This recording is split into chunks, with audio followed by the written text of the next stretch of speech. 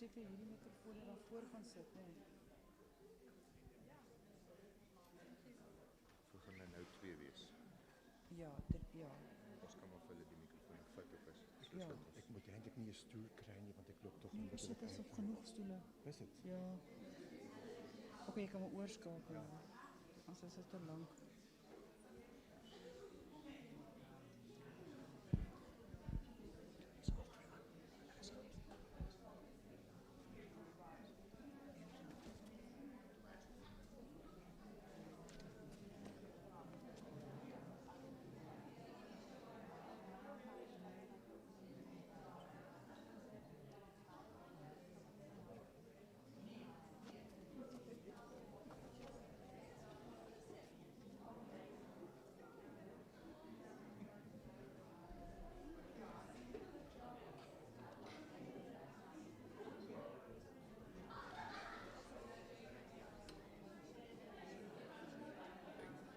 Hy staan nou reg in die middel.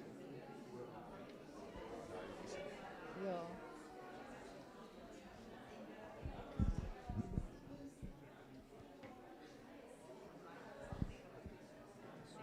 Nee, sommige praten ze niet Nederlands.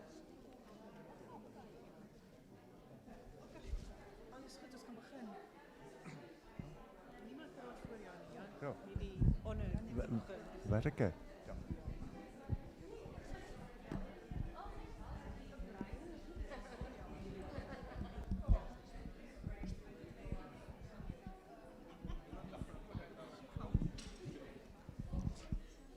Goedemorgen. Goedemorgen ik ga maar Nederlands praten vandaag, want jullie zijn toch allemaal Neerlandistiek. Het is een groot voorrecht dat we voor de 3e keer bij Sasnef de Neerlandistiekdag kunnen organiseren. En ik heet jullie als voorzitter van Sasnef. Sasnef, het Zuid-Afrikaanse Centrum voor Nederland en Vlaanderen. Als voorzitter van dat centrum heet ik jullie allemaal hartelijk welkom. Zeker hartelijk welkom. En in Zuid-Afrika zeggen we alle protocol in acht genomen, maar toch voor de consul-generaal van Nederland hartelijk welkom bij Sasnef voor deze Neerlandistiekdag. Neerlandistiek, taal, boek, het is iets dat zoals een rode draad door mijn leven loopt, ook al was ik diplomaat. En het loopt ook zoals een rode draad door het leven van Sasnef. We proberen zoveel mogelijk functies te organiseren rond literatuur, rond het boek. We hebben regelmatig hier onze praatjes over gepubliceerde boeken, boeken die voorgesteld worden. En binnen 2 weken hebben we ergens een primeur. We vieren binnen 2 weken 25 of 26 jaar Sasnef, maar 25 klinkt zo goed. 25 jaar Sasnef, 100 jaar Zuid-Afrika-huis in Amsterdam, wat erg belangrijk is. 110 jaar Nederlandse bibliotheek in Kaapstad. We hebben hier in dit huis een fantastische bibliotheek. De Nederlandse bibliotheek bestaat 110 jaar. En dat vieren we samen met de 25 jaar ook van Biblionef, verspreider van leermateriaal voor scholen. Vieren we binnen 2 weken al die verjaardagen. En we doen dat eigenlijk weer met een boek. En het gaat om de nieuwe, berijmde vertaling van het, ik mag wel zeggen met enige trots voor de Nederlanden, het wereldberoemde epos Reinhard, wat wij noemen Reinhard de Vos. Reinhard werd geschreven in de 13e eeuw, late 13e eeuw. Hij loopt zoals een, echt waar, hij is deel van onze identiteit in de Lage Landen, zeker bij mij in Vlaanderen, sinds de 13e eeuw. En nu komt er een nieuwe vertaling uit, een berijmde vertaling door professor Henning Pieterse van Bloemfontein. En Henning zal hier zijn binnen 2 weken om zijn nieuwe vertaling voor te stellen. En dit gaan we dan doen in het kader van een contextualisering van het boek. Zodoende dat we het kunnen plaatsen ergens in zijn politieke, economische, historische context, maar ook in een literaire context van het dierenverhaal en hoe dieren gebruikt worden om het menselijke leven uit te beelden, maar ook om maatschappelijke toestanden aan te spreken. Ik wil jullie nog, want jullie staan echt onder tijdsdruk, maar 1 ding moet ik jullie nog vertellen, zeker voor studenten hier vandaag. We zijn, Sasnef en de Nederlandse Bibliotheek, in ons huis hier. We zijn begonnen, uiteraard de hele leiding van de bibliotheek staat erachter, maar vooral Katrien Dubbelt is de drijvende kracht achter uit de bibliotheek. Zijn we bezig om alle vertalingen op te sporen van Nederlandse literatuur, Nederlandstalige literatuur uit Nederland en Vlaanderen, om deze vertalingen op te sporen en ze in 1 collectie onder te brengen. Hier staat al een begin van wat we opsporen. We zijn begonnen met een bestand van ongeveer 100 boeken die in de bibliotheek voorhanden waren. En intussen hebben we er al 100 nog eens opgespoord op de markt. Dit betekent, en dit moeten jullie weten hoe je dat doet. Wel, ik weet niet of ik het goed doe, maar je doet het met de uitgeverijen. NB-uitgevers, Naledi, Lapa, om te zien wat hebben zij nog in voorraad, wat wij niet hebben. En dan ga je natuurlijk, je loopt alle tweedehandse boekwinkels af, om overal alles op te sporen. En je zal verbaasd zijn hoeveel je kan krijgen en welke prachtige boeken je tweedehands kan opsporen. Zo, we zijn begonnen met onze collectie. We denken dat er 500 zijn, ongeveer. En we zijn op 200. Zo, we zijn echt druk bezig om de andere op te sporen. Indien jullie ergens weten waar goede nog vertalingen zitten, dan zouden we zeer, zeer dankbaar zijn. We gaan het academisch voorstellen en daarom ga ik er een beetje langer, Dr. Loods, ga ik een beetje langer erop in. We gaan het academisch voorstellen. Ze proberen zo academisch mogelijk. Dat betekent dat we de Afrikaanse vertaling van het Nederlandse boek gaan samenzetten met het origineel, het Nederlandse origineel. En dan proberen om voor elk boek waar een bespreking over bestaat, bijvoorbeeld de Academica-reeks, heeft een heel groot aantal besprekingen van boeken. De tekst in Academica is meestal in Nederlands, van het boek of het werk, maar de toelichting is in Afrikaans. Zo, we gaan altijd proberen om de Afrikaanse vertaling, om het Nederlandse boek en nog eens de toelichting allemaal samen te zetten per boek alfabetisch gerangschikt. Zo, hier in deze kamer zijn jullie allemaal welkom om de vertalingen te komen inkijken, om de besprekingen te komen inkijken. En we gaan ook er een aantal algemene referentiewerken aan toevoegen die verwijzen naar de algemene werken over proza, over poëzie, over de geschiedenis van proza en poëzie enzovoort. Dus deze kamer, hoop ik, gaat voor jullie in de toekomst een centrum worden voor jullie onderzoek. We zullen het je laten weten, we gaan het zeker via de website en met alle mogelijke middelen aankaarten met jullie. Maar in ieder geval, nu vandaag, hartelijk welkom, Neerlandistiekdag. Waar zijn de dichters hier? Want het is hartelijk welkom.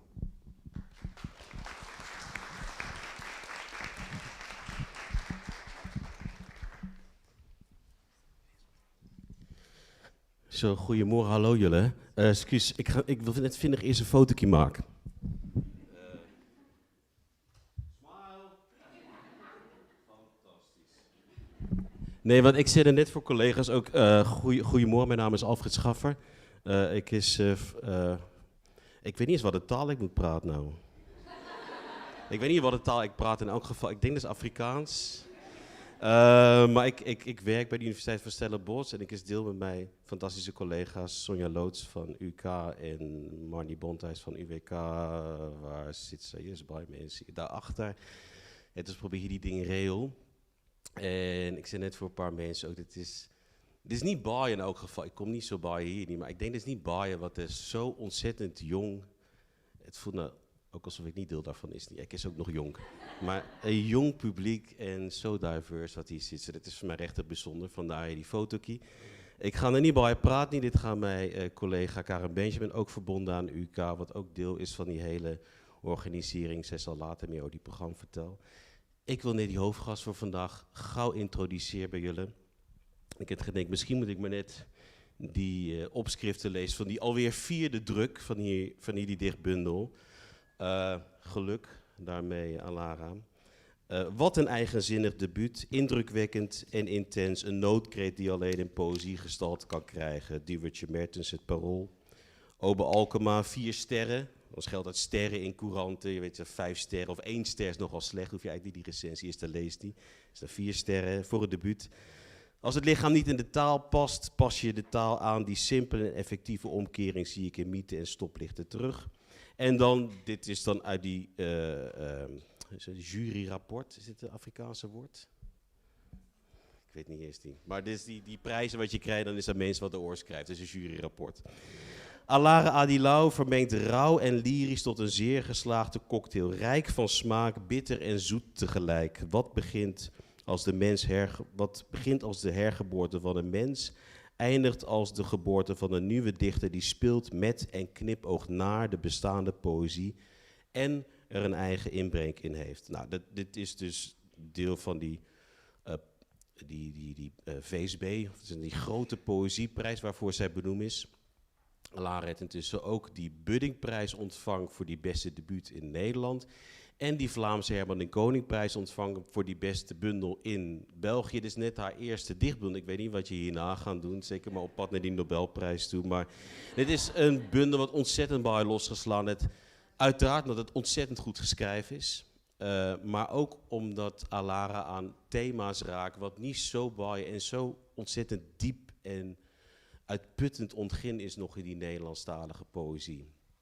En ons is dus baie blij dat ons Alara Adilow met al die fantastische Afrikaanse dichters, ons gaan dit geniet vanochtend. En Alara gaan beginnen met een paar gedichten lees. En niet om nou heel academisch te willen wezen, maar die uitdeelstuk wat jullie nou krijgt. Niet om dit, je moet punten behalen of iets, maar daarin is die gedichten wat zij gaan lezen. Dan kan jullie dit een beetje samen volgen. Oké.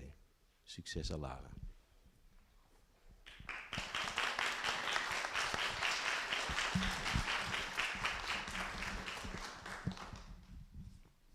Hallo, goedemorgen allemaal. Bedankt voor uw komst. Ik ga inderdaad een aantal gedichten voordragen uit mijn bundel.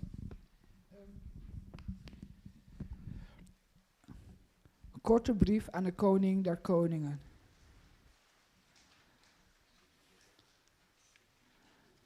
Geachte Al-Latif, ik denk vaak aan u en hoe ik van u ben afgesplitst. Hoe ik als het woeste deel wordt gezien, ver verworpen van u, gedistilleerd van uw geaardheid, zodat u het oneffen goed bent. En ik nam de straathoer in mijn armen, zij liet het zaad van haar mond in mijn handpalm druipen. Ik plantte het naast een hulst, wat bloeide op, een buitensporige klank, vrij wiekend, zoals vinken tussen jonge vuurdoorns. Het is een waarborgen, Allah. Die klank herbergt zaligheid en vervulling. De sterren dansten bloot rond. De sterren dansten bloot rond in klank. Werd deel van het galmen. Ik kan ook spreken. Deze woesteling, afgespleten van het eeuwige vormloze.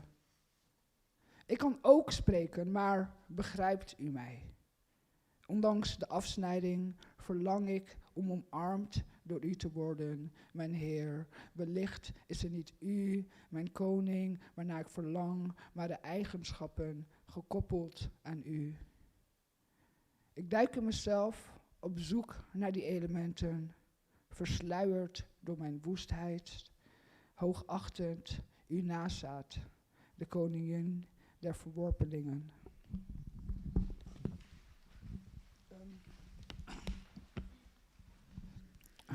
Je wens kwam niet uit, denk ik, toch? Dat is de... Ja. Ik sloeg je beelden stuk en pikte geld van je. Genoeg om naar het feest te gaan, de jongens logen tegen me en ik geloofde ze. Jouw taal ben ik vergeten, laat me dansen tot ik in 1000 delen breek. Ik gleed met mijn geplooide jurk door zwart verlangen. Moeder, hield je echt van me? Verdovende middelen versierden als kerstlichtjes mijn bewustzijn. De wolken stonden als dode voeten aan de hemel. Je sloeg mij weer, je deed je best. Mijn lichaam wentelde in het schemerlicht, seizoenen kletsten tegen dit lichaam aan. Merels zingen bij het bronzen paard. Een lijsterbes omarmt de nacht. Je mooie wens kwam niet uit, maar al mijn wonden bloeien nu. Ik schaam mij nog steeds, al heb ik grijze haren. Ik denk zo vaak aan jou. Met de actiefilms, de chips gekocht met het te weinig dat je had. Je probeerde mij te wurgen op een nacht in maart toen ik je uitschold voor hoer. Ik heb een lauwerkrans voor jou gevlochten. Ik hoor je 's nachts ijlen in het huis.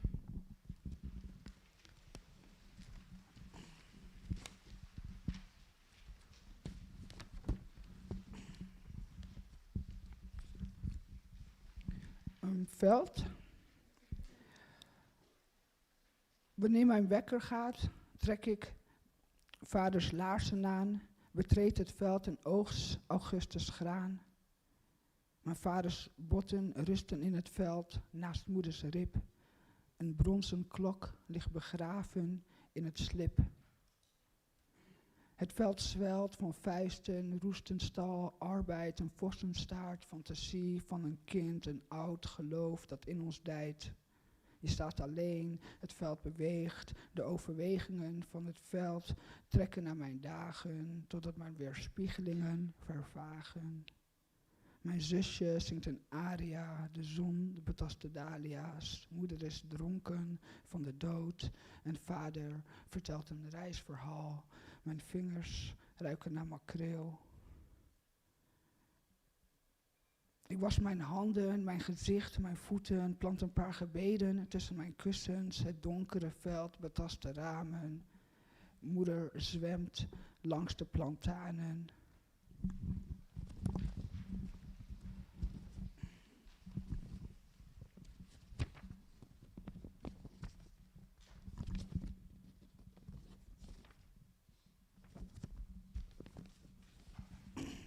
Droomlied. De zee, ver achter mij, lag bar en leeg in zijn verslagen. Een reusachtige meeuw verslindt manisch een frietje dat op het asfalt ligt.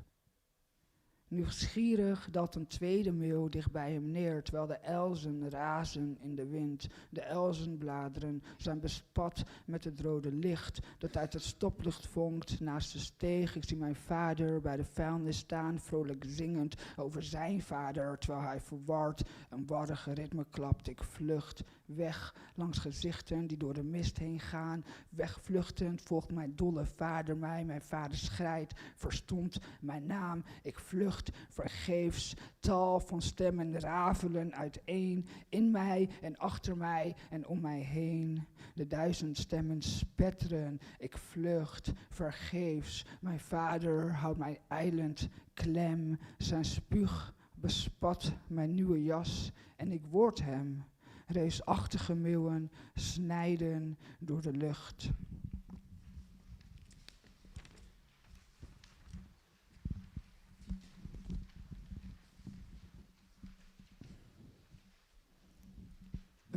Incantatie. Midden in de nacht wekt mijn moeder mij.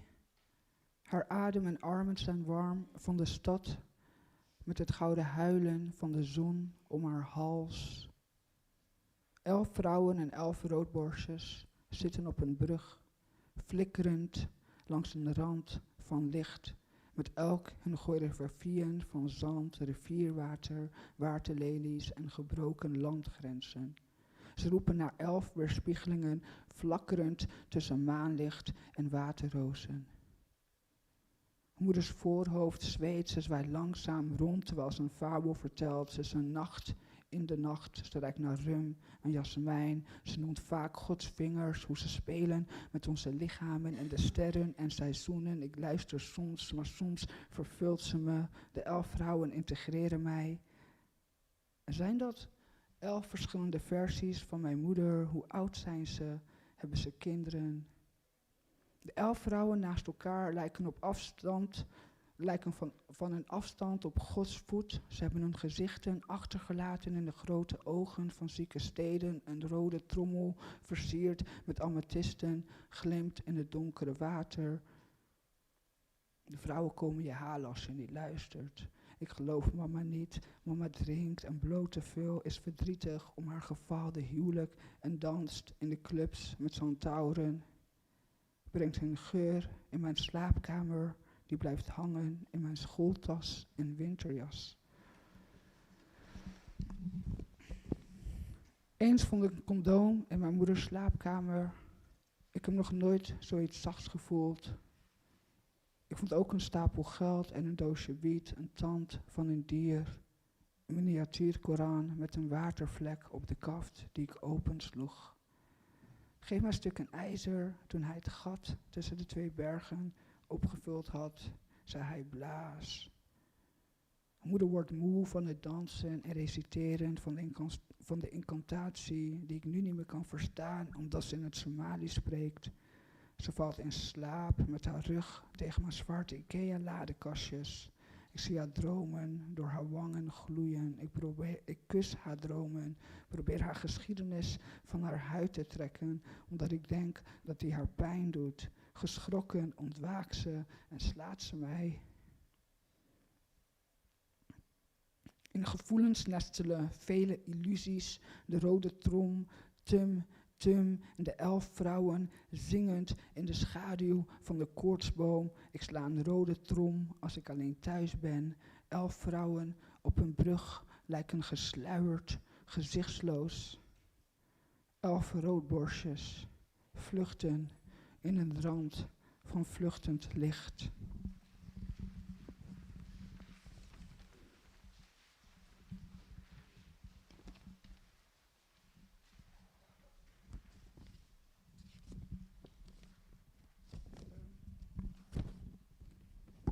Ik denk, ik had een lijst van gedichten die ik eerst moest doen en dan nog een lijst, maar nu heb ik volgens mij 1 lange lijst. Dus ik denk dat ik er nog 1 ga doen en dan Alfred, waar is Alfred? Hij is, oké, dus sorry, ik weet niet, ik heb iets met gedichten. Ik doe er nog 1 en dan denk ik dat we het allemaal zullen overleven wel. Dus gelukkig, geen grote ramp. Novemberavond. Een sopraan staart naar de chrysanten, anjelieren en crocus mia over het roomkleurige vloerkleed verspreid. Ze streelt de bloembladbladeren, de vlammen in de haard knabbelen aan de kou. De tafelklok is gebroken. De sopraan staart naar de oranje vlammen, ruikt aan de chrysanten en luistert naar het popliedje op de radio. Binnen Awful, Good Girl, Santa Baby. Een slechtziende engel met kromme vingers brengt haar champagne en toastjes met vissen-eitjes en bladgoud. Hij gaat in de versleten fauteuil zitten, moppert over het weer. Herfst bloedt plechtig, een halsketting, een enkelbandje en een paar oorbellen. Nacht raapt ze op en schenkt ze de maan. Kinderen met champignons op en wanten aan stromen langs het raam met hun lampions. De kinderen zingen Ik heb een lichtje in mijn hand, wat de hele avond brandt voor de gelakte deuren. Hartelijk bedankt voor het luisteren.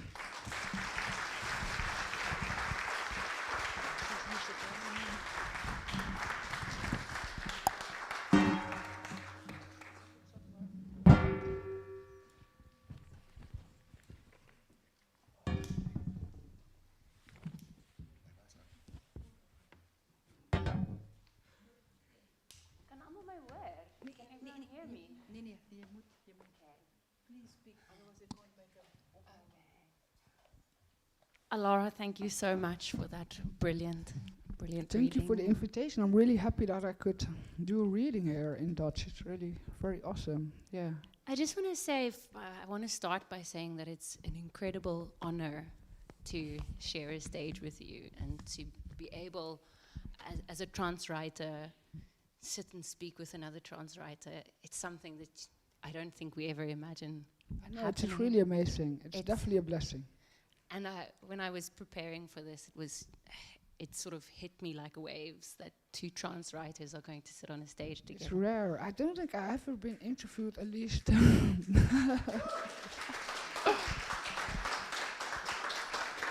So at least, like, I'm very grateful, and I think it's really good. They should do it more, like, see if that's possible, a possibility. And I definitely think so. So before I start, I just want to say hi everyone. I'm Sean. I just finished my PhD and I'm currently guest teaching with Sonia at UCT. So and I'm also very interested in trans literature and thinking through those things. So big privilege to be here. So Alara, this is an incredible collection, and it's truly unique, truly unique, something that we haven't seen before. Can you tell us a little bit more about why you started writing this? This collection especially, or is it like, I suppose like, I was really also very lucky at a point in my life when poetry and questions about my transition, about my queerness really came together. And for a very long time, I think, when I started transitioning and I was asked if I'm going to write about my transition, about queerness, and also a little bit, I think I was also a little bit afraid. I didn't want it to be my poetry only about, like, I didn't want to be known also like, okay, yeah, you're just like a trans, you know. So I was really a little bit worried, and I had also like many other different subjects I was interested in. And then I started writing. I started like thinking about subjects about to write, because okay, what is important? And I think there's a lot of books about the transition process, maybe like memoirs, autobiography, or essayists, and so I wasn't sure exactly what part was really important for me to write about, and I was just thinking about through it, and then I had like a very heartbreak of my mother as well, and so I also started thinking a lot about the relationship and what it means to her, and try to envision what it means to me. So I think the first poems I've written were you know, I'm sorry, mother, the one, part 1 and part 2, and it really helped me researching and like digging through the concepts and going through her life as a black woman as well, and my life as a transition and the break. And I think like I also came from a place of transitioning.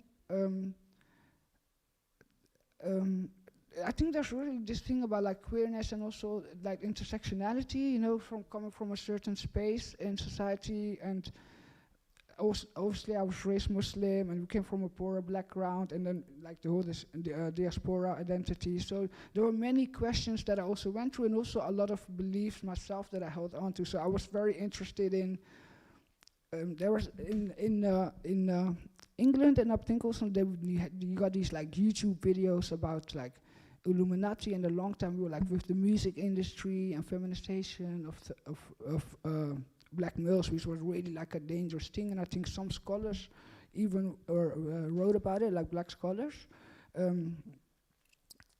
so it was like, there was so much to process, and thinking through masculinity, and that was really actually a very fun process to do. And I think also when writing the bundle, actually, like a publisher approached me very early on in my career. I didn't publish any poems in magazines or anything, and they were like, because I was part of a poetry slam, and then they said, "Oh, do you want a poetry book?" And I didn't have a poetry, right? It was like, yeah, sure. Like I just lied, and then I had to think about where I'm going to write about. And then it's like, and then it took some time, it took some years, but I really felt like that was something which was really a lot of fun to do for myself, like the question with my mother, my transition, and what I would really looking at like the Dutch poetry scene, and like Alfred Schaffer said, like, oh, there's not been because I think it's quite conventional still a little bit. It's a lot more traditional, and there's not a lot of diverse voices, especially like when you go back 5-10 years. It's a big difference, I think, now, and it's definitely a big difference with England. So yeah, I just really love like very raw poetry and embodiment and like sexuality and definitely queerness, like, so, and also obviously I also grew up a little bit like in a rough, like, I had like a rough life, grew up in the streets, and I really also felt like I know a different Holland, I know a different Netherlands, and the context and the interactions, relationships, the mechanics of relationships we had, or context are completely different, and just the experience of like my queerness, it is really like I really felt like, oh, this is something important. This was not just only me. We were like in a community, and I felt like it's important and write about it, and it was very interesting. And so, and I think also it was just like, oh, this is not in a Dutch poetry, and it should be part of it because it's an important part of literature. And I was very thankful to be able to do that. And I think there's still a lot to be done and a lot of space to be won. So, yeah, I'm very excited about how will come the next few years, and see how which poetry books will be well received by the press, etc., etc. Yeah. It's absolutely true. There's just almost nothing from trans voices, and nothing dealing with it in such a raw way. And you it's what I find so interesting is you bring together so many beautiful different strands of topics. You were talking about community, family, home, your mother, and God, the body. These are the things that are so central in the collection. And what's interesting about it is that these are the kinds of things that as trans people are like, they're almost like our stoplights, they're our traffic lights, they limit our gender expression. Yeah. I'm wondering,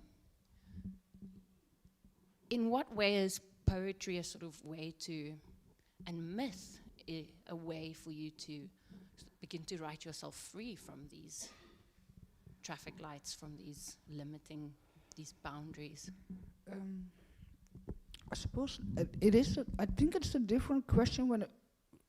I think like we have a lot of challenges with poetry right now, because I feel like I'm writing essays as well, and obviously I love like the short story form, and I think like the essay form offers a lot, and I think this question continually comes up. Okay, but why poetry? And obviously like I just fell in love with poetry, and maybe I think the one thing with poetry, it's maybe the embodiment of it. When I think there's more time an I speaker, and like for the freedom of expression, I think the poetic form, it is like this very old raw form that really goes back. And I think what for poetry is also like breaking free from structure, which is really good.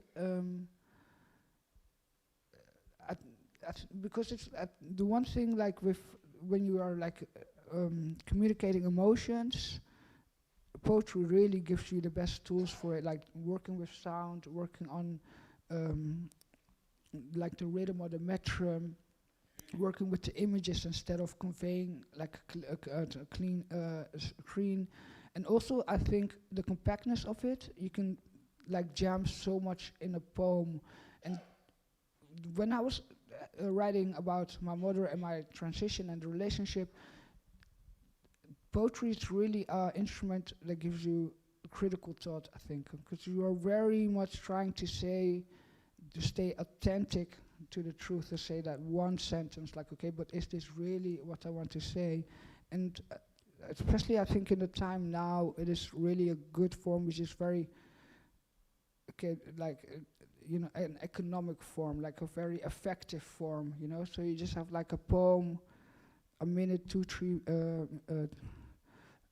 and you put a lot in it. For like an essay, it will be more difficult to like go through it. And what I also think I love about poetry is, I really felt like in Dutch we really got a good poetry community. Like I really felt at home there, and like, very welcoming, and we were very close together, and it really has something spiritual about that thing. Like, okay, we're writing poetry, and like on a poetry night, you have like 5, 6 poets or 10 poets, and you got this multiplicity of voices and the poetic tradition as well. And I love reading poetry books, because I feel like reading a poetry book, you get so much out of it, like more, like sometimes more than a novel, and it's like, just much less space it takes up in your time, in your life, and you just get more out of it. Like, it's really like, you get a bang for your buck, just like, yeah, so I'm definitely thankful. I suppose it is really scary as well with poetry. It seems like it's the most difficult form now. People are trying to stay away, people watch movies, and there's a lot of things happening in the cultural landscape. So yeah, it's also a scary thing, and obviously, I think we're continually asking questions like, okay, but what can you do to make poetry like more? I mean, in the Netherlands, we have a lot about getting poetry in schools, or yeah, that's sad. And also, I don't know, like, I love poetry since I was young, Like, the first time I read a poem, we read a poem in English class, I was like hooked, like, yeah, it's poetry, and for now as well, so. And absolutely, what you're saying, really, I was struck by the spiritual nature of it, and how you use poetry to play with language, to evoke images that are these spiritual, very deeply spiritual images, but also arresting images, and in a short space of time, even the reader goes on this metamorphosis that you go through. It's really, really fantastic, and I want to ask you the way that you play with language, and do you think that you can use poetry as a way to use a very gendered language such as Dutch, and we have the same in Afrikaans, to begin to dream beyond gender and beyond the gendered nature of this language? What does poetry mean for your gender expression? I think, like, at least there's this thing about grammar. I think also, grammar is a very big issue, and completely breaking things up and breaking the rules. And yeah, like, I definitely think poetry is a form that really be able to break from a lot of things. But like, I think literary language and being critical about language in itself is important, isn't it? And actually also a lot about language theory. I also got like from academic stuff, like reading queer theory and reading like Butler, and so I think like just being critical of the language would be okay, even an essay. And the only thing is what poetry really offers is that you can really break away from any language structure. So you can just break up syntax, you can have much more repetition, working with sound, and a different way of communicating, which is this formal way of communicating. And what I also think is that in poetry you do find a place like, like this thing about slang or having different dialogues, and you can really make language your own and made it more fit with the person you are, with your culture, and where you're coming from. yeah, I think we do have a lot of questions about the gendering, about language, and also some words. I always feel weird about this word, vakman, vakmanschap. And so, yeah, that some words is like, okay, but you got like a male gender and there's no fuck woman or something. It is like, yeah. Yeah. It's not English. Dat is Nederlands, hè? Nederlands. Fuck, manschap. Fuck man, hè? Okay, but anyway, yeah.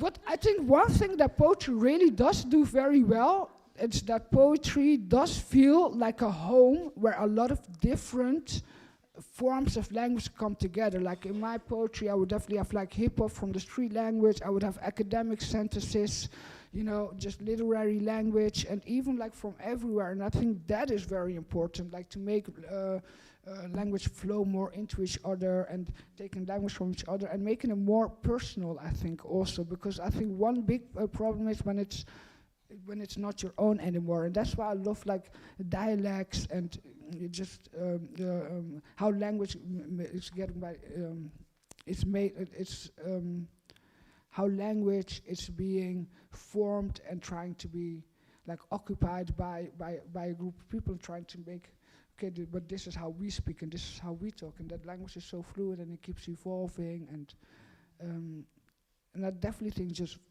being very critical, it's always like a critical view. Thank you. Yes, this collection is deeply personal, and you write in such an embodied way that it's incredibly intimate, and I'm very interested in how you take us along this transitioning the journey, but you structure it. The structure of the collections was just fantastic. You structure it. You begin with a quote from Antigone, and signaling the sort of defiance of the collection, the defiance that's sort of the heartbeat of the collection, and then you structure it as a descent almost into the underworld, and coming to terms with your own beliefs, a metamorphosis, and then a sort of ascent, but also not really. What made you decide to structure it in this way? It's fascinating. I think like Antigone was definitely one of my favorite characters, and I really love that thing about, like, I know the rules, but I'm gonna break them. It's like, okay, but I don't care. Like, it is. And another side, I think the structure was really like I really like when the transition started. It was definitely like a dark time, very hard, and even like very innerlijk, interior. I don't know the word of innerlijk now for in Dutch, but yeah, just like the inside and going through that struggle. And I really felt that's the whole thing. What I said, I was so lucky that when my transition was finished, my poetry book came out, and my poetry book was very well received, and then everything was really a lot better. And I really felt like when you are like in the Netherlands and you're like on the street and you come from poverty, you have no like opleiding, no education, and then like being queer as well, there's a lot of discrimination. There was definitely like a lot of self-hate about like verinnerlijkte homophobia that you internalized. Just struggling through that, feeling guilty about everything, having no way to go, feeling completely lost. That was also just a place that I came from, and I'm always like, moving upwards. I did feel like spirituality does help, but I was also very skeptical because I still felt like there's so many problems which we are still. So I didn't want to be like, okay, now we are, going this whole transcendence up until the heavens, which I was careful about.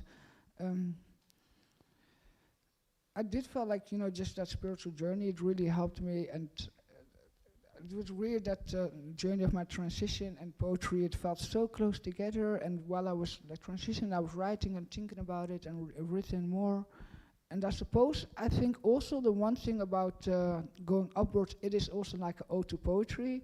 I really always feel like poetry is such a spiritual thing, and like I really felt like transcended. And the one thing with poetry is like it's such a good blend, learning how to feel and learning to know your own feelings and explore them, but also like like all the like poetic theory, and it is also very an intellectual occupation, and that I think like I never have anything like with another form of this, even with essays, or because it's like so compact and you gotta just go through it, and it is really good. It was really amazing. So I'm very thankful that I could write and had the opportunity to write it, and I'm very thankful that I still could be able to write. And actually also now being invited, and there's like a lot of I was very well received, but I still feel like I have so much more to learn and so much more to do. And also like I feel like I'm more in depth now for the people that come to listen to me, and I feel more in depth to people that read it, like, I really gotta do it more. I forgot your question now. We definitely want a lot more from you, definitely. And you're talking a lot about how poetry is a place where you get to understand your feelings. Yeah. Affect and emotions, feelings are so central to this collection. So many different emotions. But I want to start with one or two affects, emotions that are in some ways beating really at the heart of this collection. There's this sort of profound sense of loss and grief. And in what way has writing this collection, this metamorphosis that you go through, has that helped you mourn loss, live with loss? Do you think that's possible? I definitely think it helped give it a place. And I talked to a lot of my friends about it, and it seems different. I know some people are really like, that the writing is hard. And for me, it really helps putting it on paper and navigating through a feeling. I think the one thing with poetry is not only getting to know your feeling or exploring the feeling, but what I think is a very important part about expression of the feeling, right? And that's why I think we use so many instruments like the metaphor or imagery, the rhythm, the assonance. It's like, okay, how can I really show this? How can I show and how I'm really feeling and continue? I think the whole thing is like sometimes it feels like we're all talking in cliches continually, and so we are not really expressing ourselves, but we are using like a formaic language that is pre-structured. So I think that really helped. Like, okay, how do I feel and why do I feel about it, and giving it a place. And I also. I'm not sure that the weird thing is like when you write this poetry form, you feel also like this connection or verbinding, It's like this bindtenis you go on. And I think that's also like I think it's different when you just write it in a diary, because the whole thing about the form, they say, like if you make it in a form, you have less choices, and that means you will look harder for it. And so the poetic form, it really makes sure that you will not just be like, oh, it's a diary, and then you will like, oh, it's a sad day, rainy, I'm gonna cry now, and then done, I'm ready. But when you put it in a poetic form, it's like the form really, it eist heel veel van je.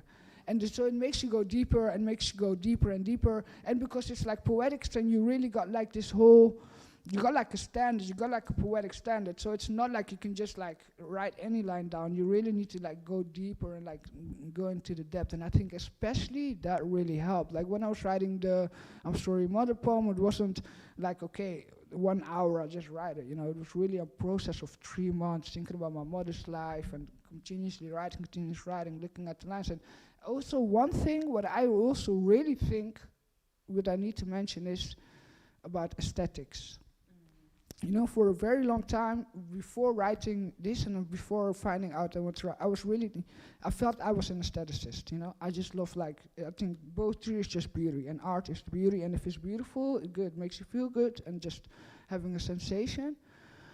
But I still really believe in the aesthetic part, you know, of the poetry. It adds so much. It is like that. This makes you help process it and to consume it in a much different way, and so it gives you a deeper connection with another person. And so it's not just about my personal life or just about queerness. It's also about aestheticness we share, and maybe that's a very important bridge, right, to another. Like, okay, this is my life, and it might be, but the aesthetic part, we can at least both understand the beauty of it, and it helps us also understand the sadness of it or the struggle. And so I think the aestheticness is a very important part about poetry, and maybe that's also the one thing that makes poetry such a good tool, because it's really aesthetic based, right? Like, really, like, oh, you need to, like, yeah, very it asks a lot of it does not leave space for anything. Like, I think that's the best thing of poetry, like every word, every syllable. And I think that is really a good thing about poetry, the syllables, you know, per syllables. And it is such a beautiful, beautiful collection. Thank you so much. You're too so kind. beautiful. And I was astounded really by how beautiful you can write about things that are really raw and really arresting, and you write so beautifully about it. And I like the sort of images that you bring together. You know, one thing that really stood out for me is the erotic nature of it. It's a collection full of desire, full of sex. But as trans people, I think we're often hypersexualized, we're objectified. Our bodily autonomy is taken from us. But you do something interesting with sex, with the erotic. It's a place of it is that place where it's really painful, but there's something imaginative that you do as well. It's very deeply political, but it becomes a sort of imaginative way to think through some things, like that poem about you having sex with the Prime Minister. Yes, it was fantastic. It was amazing. So I wonder, can you tell us a bit more about the role of desire and sex in this collection for you, and how you use that in your imagery? Well, I really loved how you said, like, sex being political, and I really feel that way. I think one of the things that kept coming back writing the book, it was this, you know, when I was like growing up, and I grew up on the streets as well, and I had like friendships, and when I went in transition, or even about homophobia, and also other people, like with mother, because of my sexuality, the relationship could be completely cut off, and it really impacted me intensely, because, you know, I had like this group of friends, and now they were like chasing me away, or like bullying me, or like there wasn't violence, but there were a lot of threats, and I had to leave the city, and like my mother was like, okay, you know, I don't, like, this is like I'm her daughter, you know what I mean? Like, this is one of the closest relationships there is, but sexuality surpasses that. It's like, okay, you have a relationship, you have this kind of sexual relationship, that means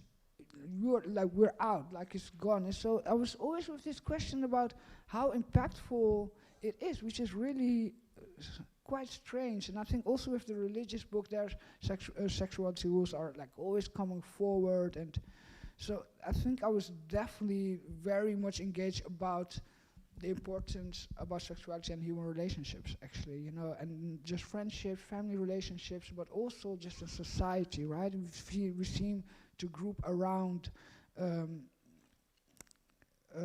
seem to group around it, like, you know, there's like homophobic people, transphobic people, so it just keep coming true. And yeah, I suppose when I was younger, I really had like just a lot of like, you know, searching, like exploring my sexuality, being also Muslim, sometimes praying, feeling guilty.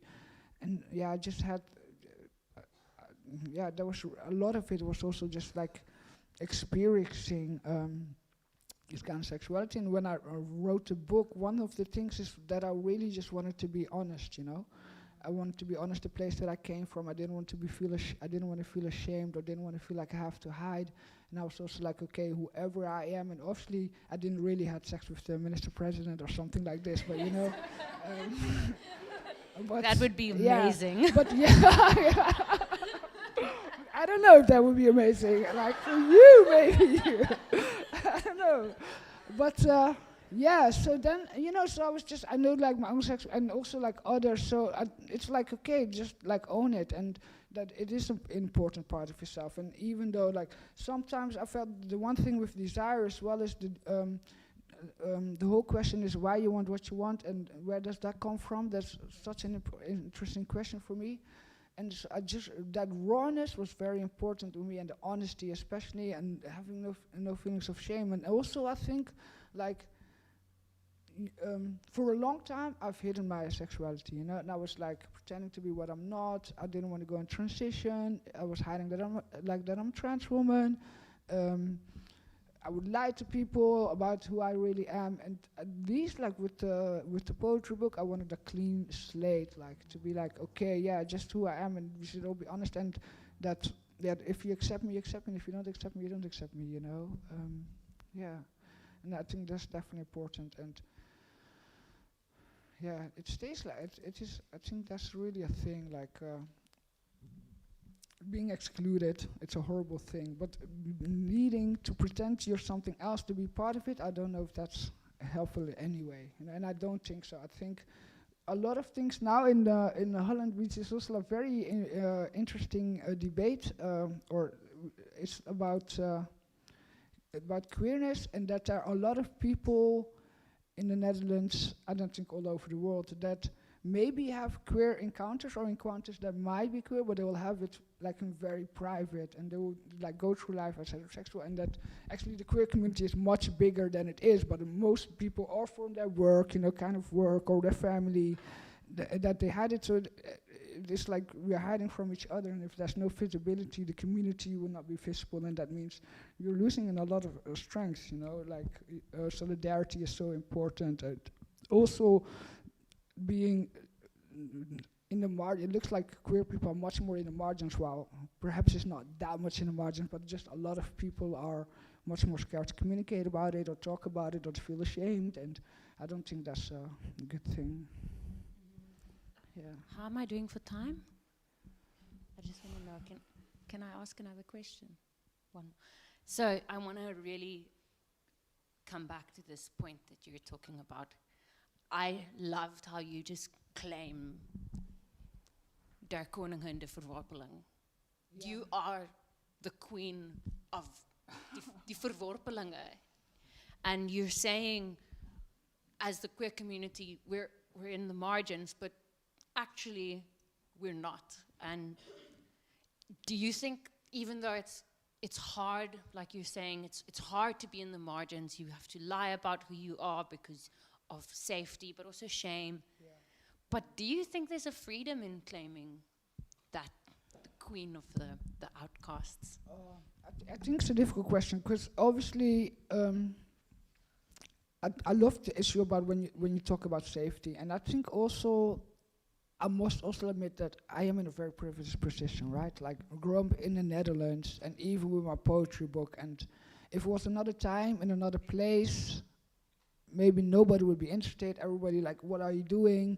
In the Hollands, we have got a transphobia, we have got queer problem, but like I know that in some countries it is really very dangerous, and yeah, people can get killed, or you know, more physical violence, torture, whatever. So in that sense, it doesn't become a complicated question about being able to own, but I think definitely like for us and people in that we like speaking out and claiming it and being proud of it, and I think one of the most empowering thing was exactly to be able to claim it and stand for it and be proud of it, and it's such an important part of it as well, and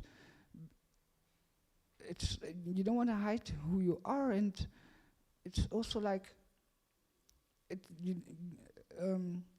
I think this whole thing about self-beschikking, you know, just choosing who you are and this is like horrible for that you have to try to fit in somewhere where you don't fit in, exactly. So, and for me it was the best thing to do, and also, yeah, for now I do embrace everything about my life, so also the ugly things and the beautiful things and the things that I'm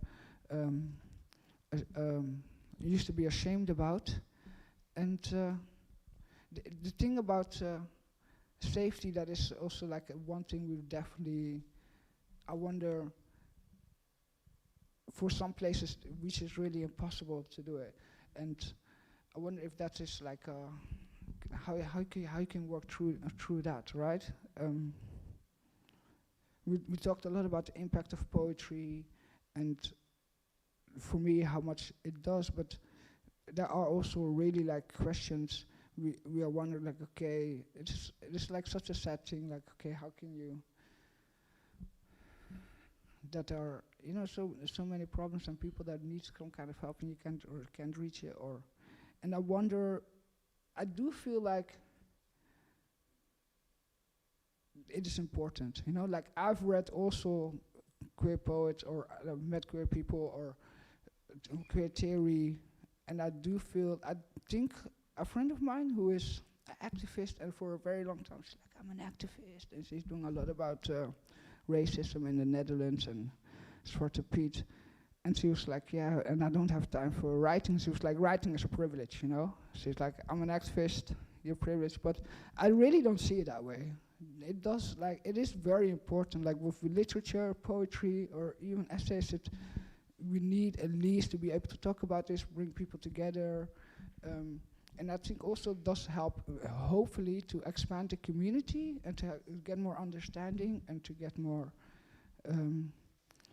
Yeah, the Queen of Verwerpeling is not autobiographic. I'm not like a real queen or something, like, you know. It's like, no, but I did love like just being able to say like, yeah, the place that I'm from, and actually also just to be proud about that, and it's also just like a joke, and yeah.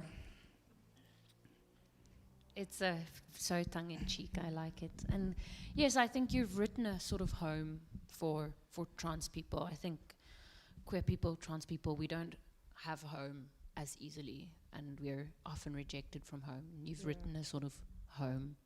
So thank you for that. Thank you. It's been so wonderful to talk to you today. It was really awesome. Thank you for your questions, for your sharp questions. It was really awesome. And it was great to meet you. Great to meet all of you.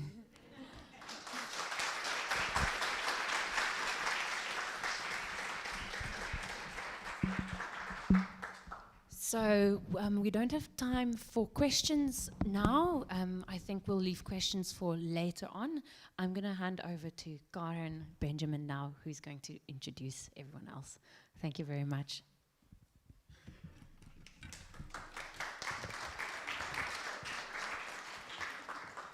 Dank je, Sean. Wat een mooi interview. En er zijn nog heel veel meer vragen te stellen natuurlijk. Wat we op het programma staat, dat Alara gaat een gedicht lezen en een van onze dichters uit Zuid-Afrika gaat daar een gedicht bij voorlezen. Aan mij de eer om onze grote dichters uit Zuid-Afrika ook aan u voor te stellen. We beginnen zo meteen met Bibi Slippers. Zij is journalist en dichter uit Johannesburg. En ze heeft een bachelorsgraad in beeldende kunst en linguïstiek. En een masters in creatief schrijven. En als je haar eerste bundel ziet, dan fotostaatmachine, dan kan je meteen zien dat daar die achtergrond van beeldende kunst ook in zit. Maar daar kunnen we het straks nog over hebben. Heel binnenkort, het proefexemplaar is er al, verschijnt haar tweede bundel, Zoek Engine, wat gaat over alles wat eigenlijk het internet vertegenwoordigt, begrijp ik. Maar dan moeten we nog heel even geduld hebben voordat het komt. De tweede dichter is Ashwin hier. Hallo Ashwin. De tweede dichter die dadelijk gaat lezen is Ashwin Arendse.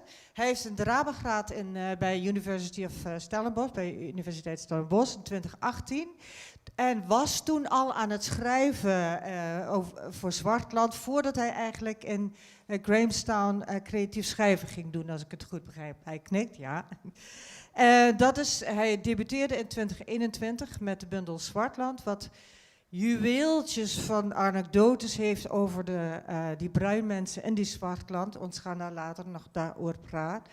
Ik ga een mengelmoes van taal doen. Ik ga nou Nederlands en dan weer switch ik naar Afrikaans, dat ik misschien een beetje Engels te studeren. Mijn studenten is gewoon daaraan, zodoende zitten in die klas ook. En wat heel bijzonder is aan Ashwin, en jullie zullen het ook horen als hij voorleest, is zijn gebruik van die brei-r.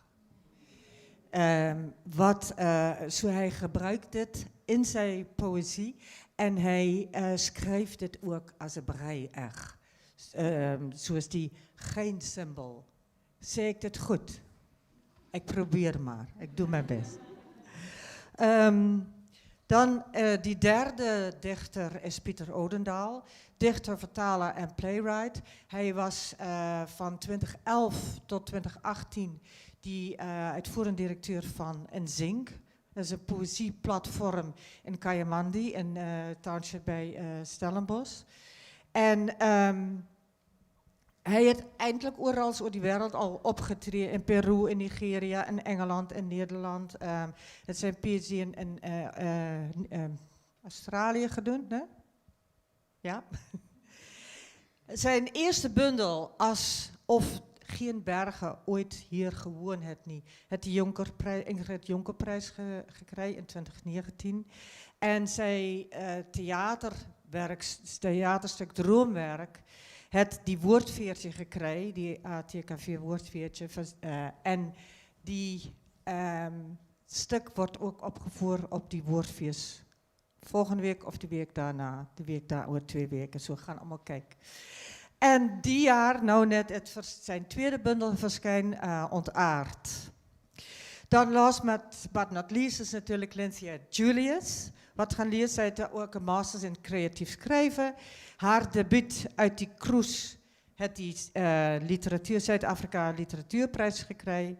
En in 2022 heeft zij samen met Veronica Jeftas die theaterstuk Mijn Kroonse Krank geschreven.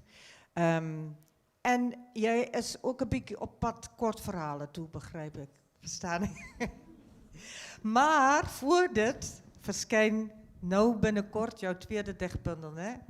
Clipkont is het niet. Dit is wat hier... Wat is die titel van jou? Oké, ik had gedacht dat is een baie interessante titel.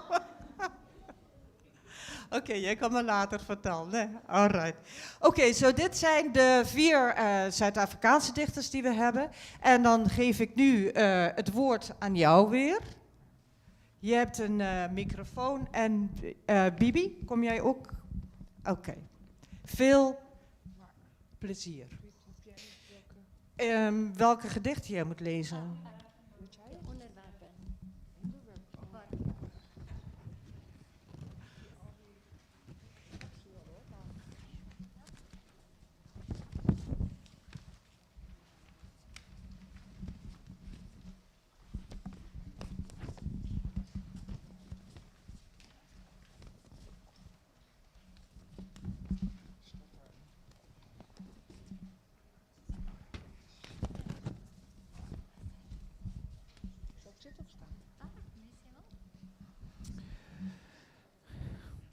Onderwerpen waar ik over wil schrijven. De onmacht, het bijgeloof, de achterdocht, het wantrouwen, racisme, ontkenning, instituties, ontwrichtingen, de fragiele tongen van licht in de kleine handen van de kinderen, een verleden waarin de regeringen hen onderdrukten en verhandelden, de oude kettingen, gouden kettingen, denkbeeldige kettingen, psychologische kettingen, nepdiamantenkettingen, de luide muziek die de boze geesten verjaagt.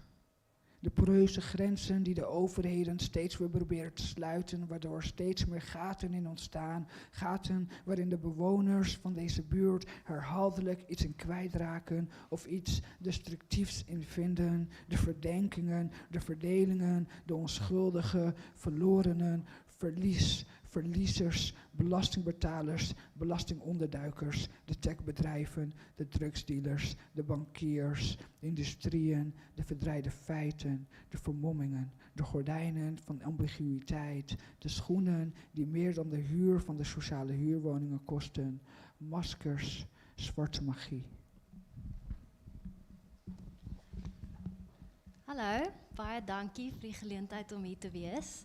En dankie vir daai spesifieke gedig, Alara. Ek is 'n groot fan van 'n lysgedig.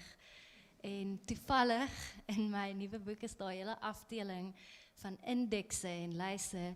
En toe het ek gedink dit sal lekker wees om 'n brug te bou tussen Alara se boek en my boek deur op haar lysgedig op te volg met een oor iets wat die oomblik toe, as jy 'n nuwe boek in jou hand vashou, is baie exciting, dis baie lekker, maar die ander kant daarvan is dat jy ook onmiddellik baie hartseer voel oor alles wat nie in die boek geland het nie, alles wat jy graag wou doen, nie by uitgekom het nie. So, hierdie is oor dit. Couldn't have, indeks van gedigte wat ek nie kon skryf nie. Die een oor Moonsong, en die een oor klein Phoebe Bridgers, wat 'n jong muttonbuster was, mind you, die een oor mutton busting, wat soos rodeo is, maar dis kinders op skape. Die een oor hoe hierdie nie my eerste rodeo is nie, die een oor hoe hierdie nie my tweede rodeo is nie, die een waarin die leser besef presies hoeveel rodeos ek al gery het.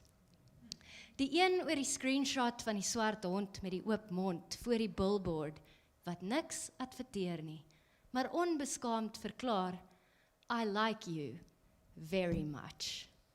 Die een oor al my retired profile pics op Facebook, en hoe ek nie een van daardie vrouens kan onthou nie.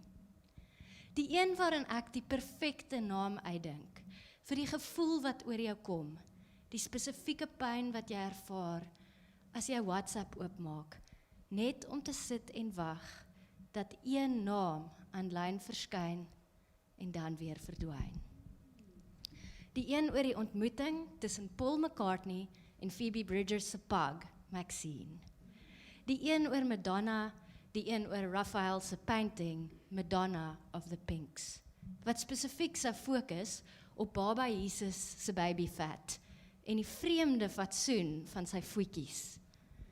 Die een oor die stikkende skulpies, wat ek vir 'n jaar lank versamel het. Elkeen 'n melktuintjie. Oor die flessietuintjies, wat vol geloop het deur die dae. Oor die pink merkie op elke tand, asof 'n ongebore dogtertjie dit op die strand verloor het. Oor my gekrap in die sand en my vormlose verdriet. Oor als wat deur my vingers geglip het, oor die water in my hande en die baie, baie dinge wat ek nooit sal vashou nie.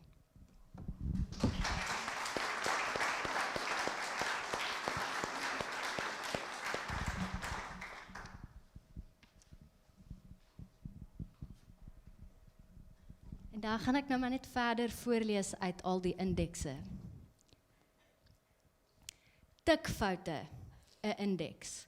Sover het ek 2 in my boek gevind. Julle kan hulle soek. Ja, ek sien Sonja se gesig, dis 'n shocker. Maar okay, ek het seker vir moeilikheid gesoek. Tikfoute, 'n indeks. Die lys was lank, maar nou moet ek erken, ek was selfs verlief op jou tikfoute. Soos toe jy leisels wou tik, maar jou vingers maak het let's sex. And yes, please, let's. Jy nosedive soos 'n CMU as jy haastig tik. Ek hoor is nog stil goed.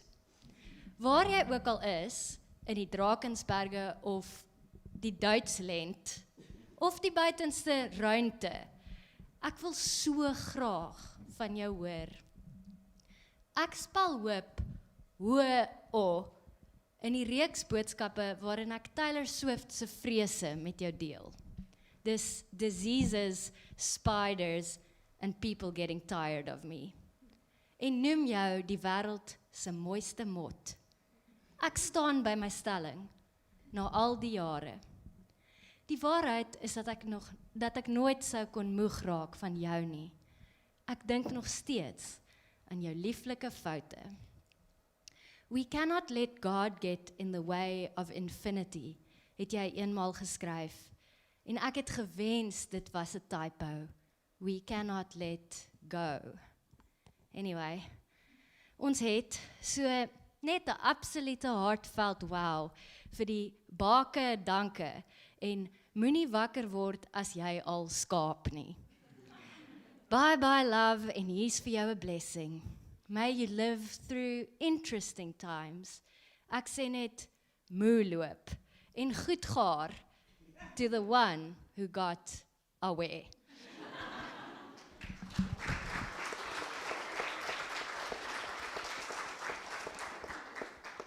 Indeks van alles wat ongesê is.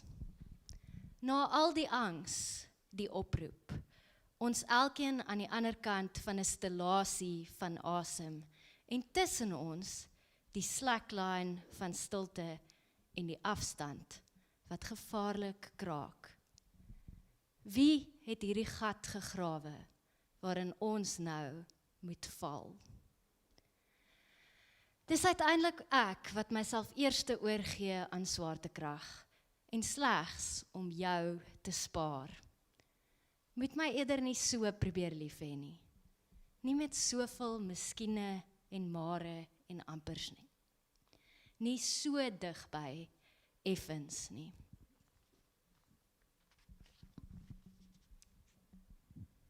Indeks van alles wat ek laat val het. Mens weet voor jy weet, maar veral voor jy wil weet. Jou senuwees weet en sê vir jou hande, wat dadelik begin om goed te laat val.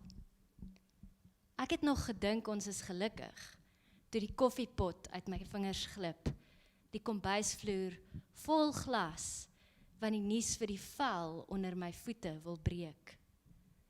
Mens weet voor jy weet, die penny moet uiteindelik drop, maar voor dit gebeur, val die witgoed uit die wasmandjie, val my kleingeld in die straat. My foon val in die wasbak, terwyl ek met jou praat, my pil val in 'n vuil hoek, my boek val in 'n bad vol water, my kos val in my skoot. Dis meer as net my gesig wat val, toe ek besef dat alles om ons aan die ineenstort is. Dat ons sigbare hande iets weet wat ons nie weet nie en die lig op ons laat val. Okay, laaste enetjie, die indeks van Jakkoes. Hierdie is my lewe en almal se naam is Jakko. 9 Jakkoes en 'n Jakko met 'n K op my foon. Maar Jakko is not a word in the Scrabble dictionary. Bel vir Jakko, sien vir Jakko, soen vir Jakko, doen vir Jakko. Is jy ooit Afrikaans as jou naam nie Jakko is nie? What does Jakko mean in Spanish? El Jacko, klein perkie. To the public on earth, Jakko was initially known as Mask Man. My Jakkoes is kat Jakko, slim Jakko, seks Jakko, ook slim. Ex Jakko, haat Jakko, hardloop Jakko, kollega Jakko, kan nie onthou nie Jakko, ensovoorts, Jakko. Waar sou ons wees sonder al die Jakkoes? Ek praat nou van jazz Jakko en rugby Jakko, belasting Jakko en muscle Jakko. Jakko van Jacob, he who supplants. How strong is Jakko? Prof Jakko, prokureur Jakko, bank Jakko en terreur Jakko. Dokter Jakko, developer Jakko, Jakko niemand, Jakko brand, Jakko haasbroek, Jakko roos. Jakko is typing, Jakko bloos. Soms is Jaco macho, soms 'n total doos. Bel Jaco se ma, want Jaco kort troos. Die wêreld is Jaco en Jaco is broos. Baie dankie.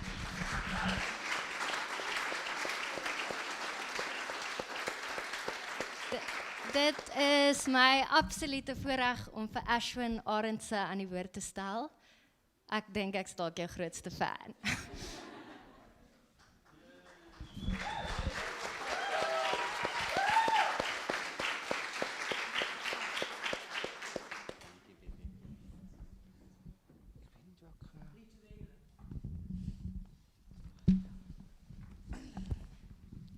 Rituelen.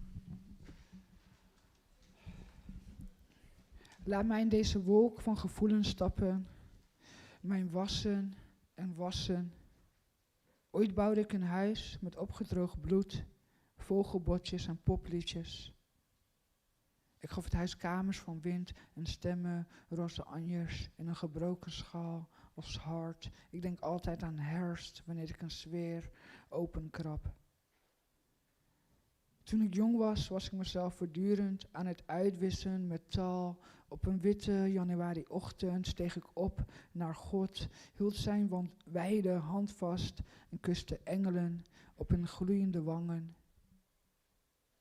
In de tuin, voor rivieren van geluid, had ik onveilig seks met mannen onder de kruidnagelboom. Soa's hingen aan de takken. Ik viel in de duisternissen van taal. Ik woonde honderden jaren onder een rode hemel.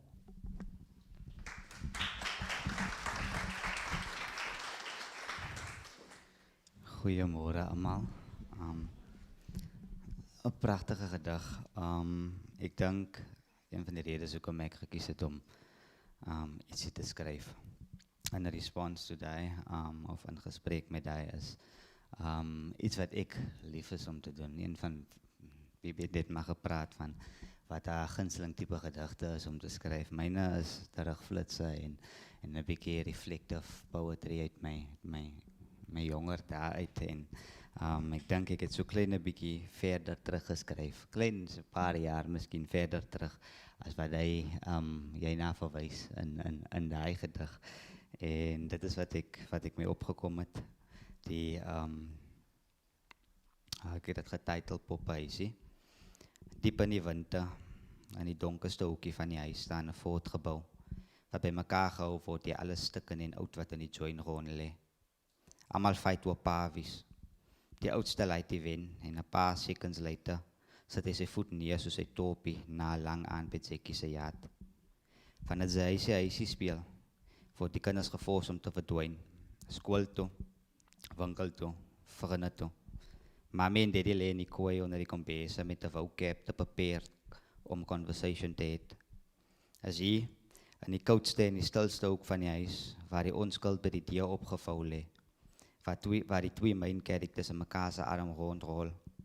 Hulle mammetjie panting sounds wat hulle na 12 op die TV hoor, terwyl hulle vol passie leer laaitie maak met hulle klere aan. As die geskree uiteindelik stil raak, vir vrees van 'n regte groot mens, en die verbeelding van 'n kind vir 'n paar sekondes oorneem, sound die reendruppels wat in die plat dak breek, soos 1000 engele wat rondom die voort staan en hande klap vir die pragtige daad van liefde.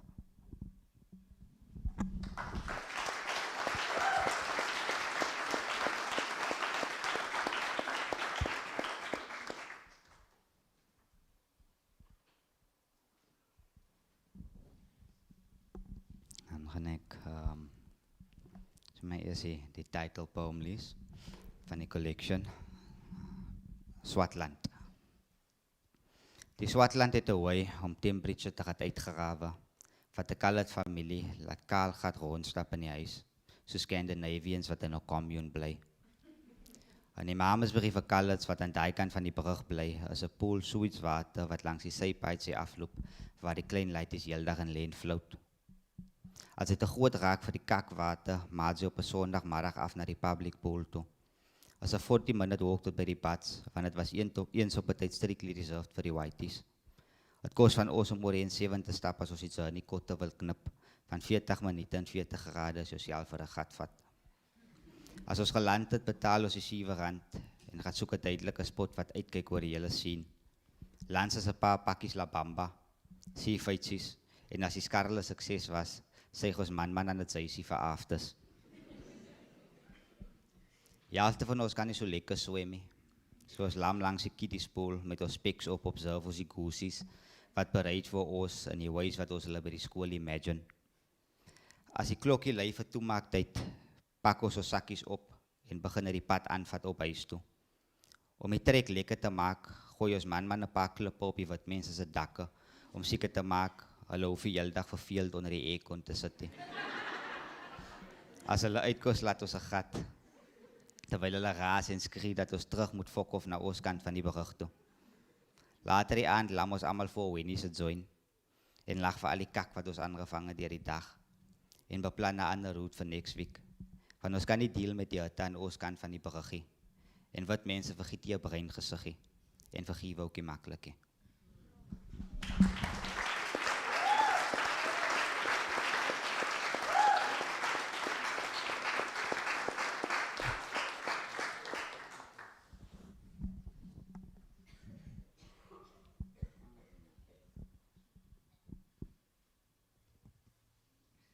Sorry, ek soek gou die gedig.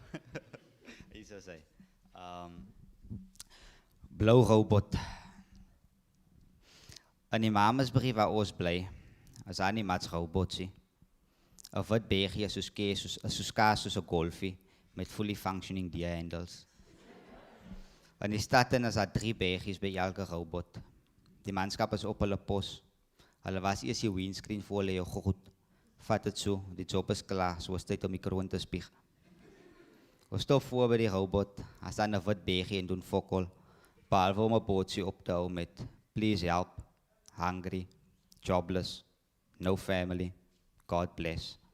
En dan mooi cursive letters geskryf. Ek sal nie strei nie. Ek het nog nooit so hartseer gefrietsie gesien nie. Hy man sweet snot en trane. So sê hy maak 'n groen robot blou. As is om te sien hoe kak hy lyk teen die Crying Boy painting se liewe uitgedraai het. 'n Emotional antinklim uit haar uit en gee vir hom 'n drukkie. My tannie het hom ook amper jammer gekry. Maar toe hy nog so snik nader stap, toe hol my stiefte op die venster op en maak sy hart. As ek so 'n wasted wat liewe sien ek net 'n mens wat KFC koop en eers die kernel se hele secret recipe aftrek en weggooi voor hy die honde eet. Ek sien iemand wat tyd het om veel te mos. Hy het gestrol na sy next target toe. En terwyl hy agter in die kar verlost sy soek, het ons die groen robot ignore. En solank ons vullis in die kar en by mekaar gemaak, om in die ou by die next robot se sakkie te gooi.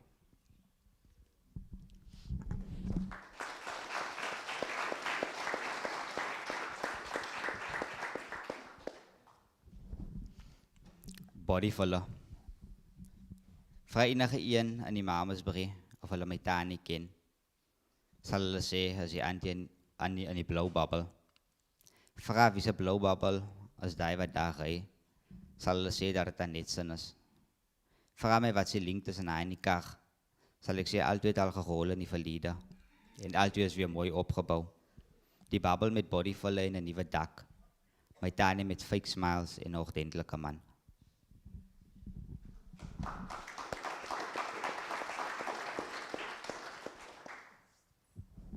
En dan die laaste enetjie.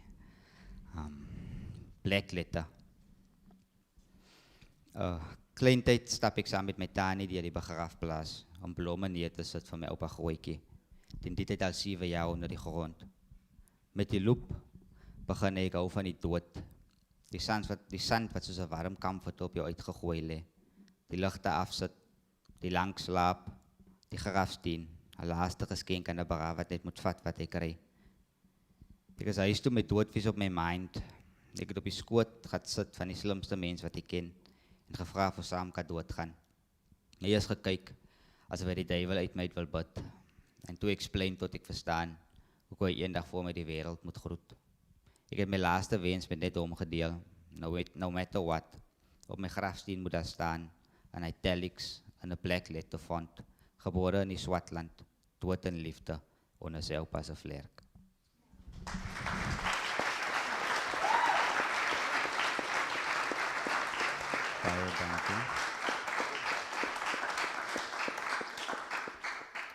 Baie dankie. Baie dankie. Volgende aan die woord is Pieter Odendaal.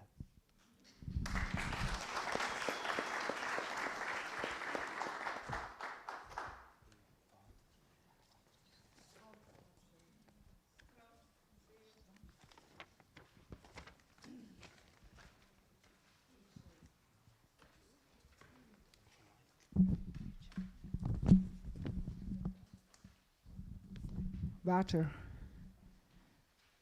Ik ken geen enkele vlek die zo lastig is schoon te poetsen als het ego.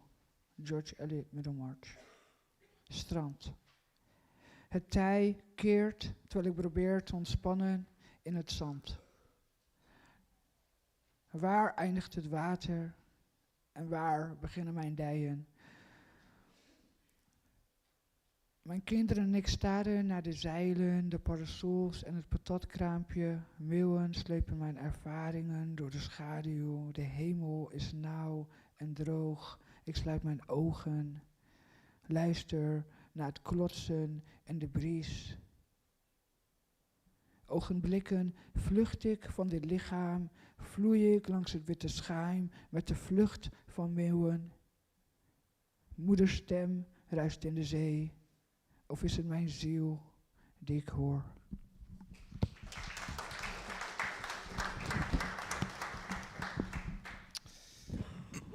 Hi. Is julle nog wakker? Yes. Niemand het ja gesê nie. Het is al gelag. Okay. Cool, hier gaat ons.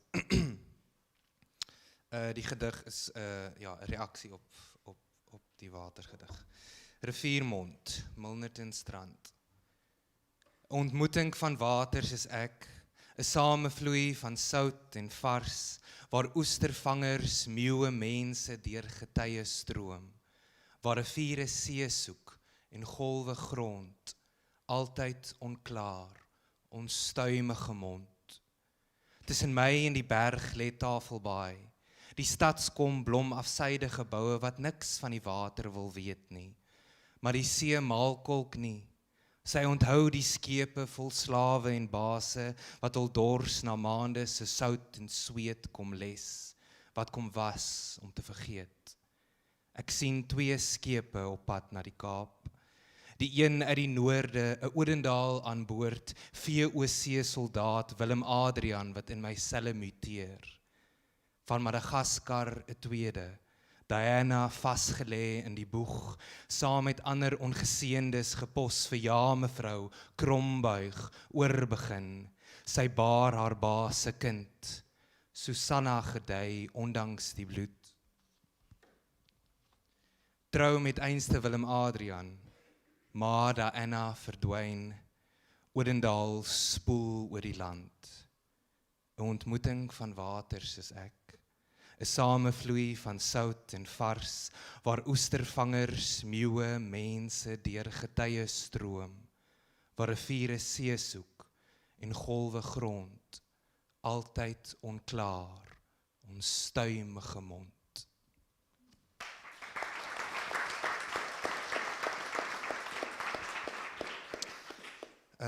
Goed, hierdie gedig is geskryf vir my ongebore tweeling wat in die baarmoeder oorlede is. Tweeling. Dis 1:30 in die môre, jy is die voortyd in my. Ons is terug in die moeder, voet teen kop in haar donker water, 3 harte pols in 'n oseaan van vlees. Jou mond lê in my, ek het jou ingedrink, die oorvloed en ons DNA en elkeen van jou waterasems in die 10 weke. Maar hou vol, daar was te min vir 2.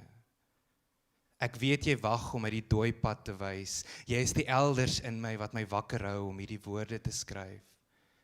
Miskien sou jy anyway nie die wêreld like nie, of het ek jou uitoorlê, jy is die skuld in my.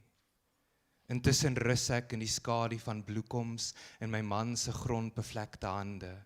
Ons kweek mielies en aardappels, ons kort niks. Ek neem jou saam, ek vryf jou in, jy slaap tussen die klowe, dryf rivier af huis toe. Al die wolke en die heilige klippe weet van jou, en jou ma, en jou broer, wat jou nooit mens sien word het nie.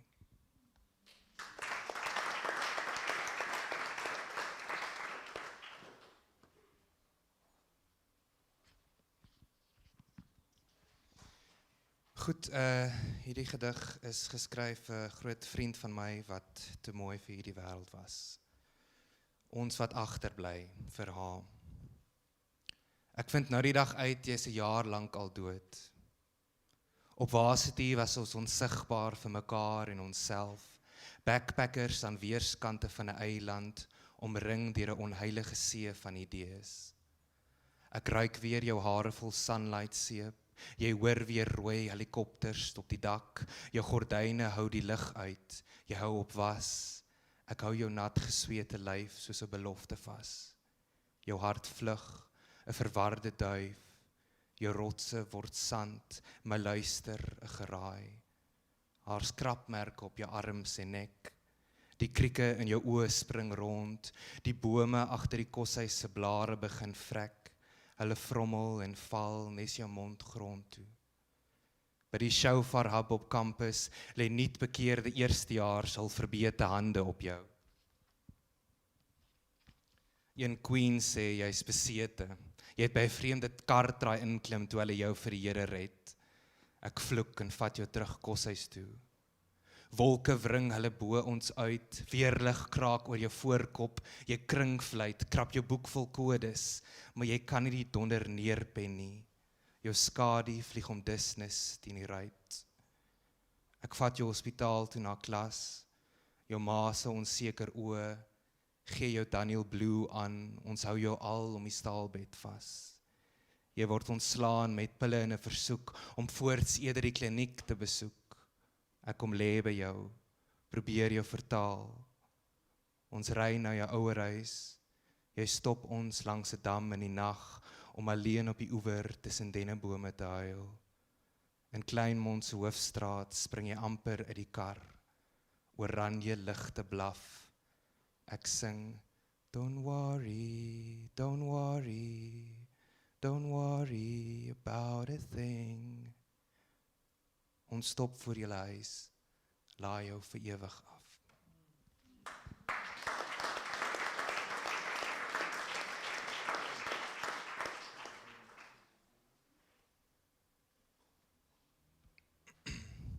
Welwillendheidsdag. In die waskamer vou ons onderklere, jy en jou mansin, ek, my en my mansin. Die 16de Januarie sal julle kom. Die tuimeldroër se venster is 'n heilou om jou kop.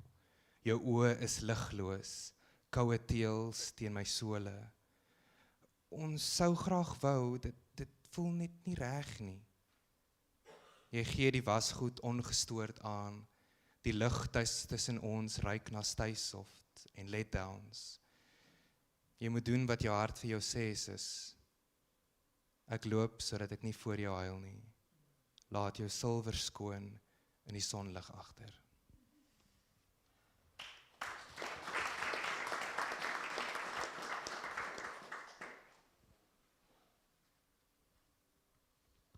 Goed. Ode aan lig. Die wind bring jou vandag terug na my toe lig. Jy bly my ontwyk, jy is oral te gelyke tyd. Jou reikwyte diskrimineer nie teen COVID of traangas nie. Die visie is diep demokraties. Die wind vlek jou versteekte see oop. Jy golf deur die kojavelboom, die bougainvillea, deur my hare in die vaal grasvelde op die droë koppies om Makanda.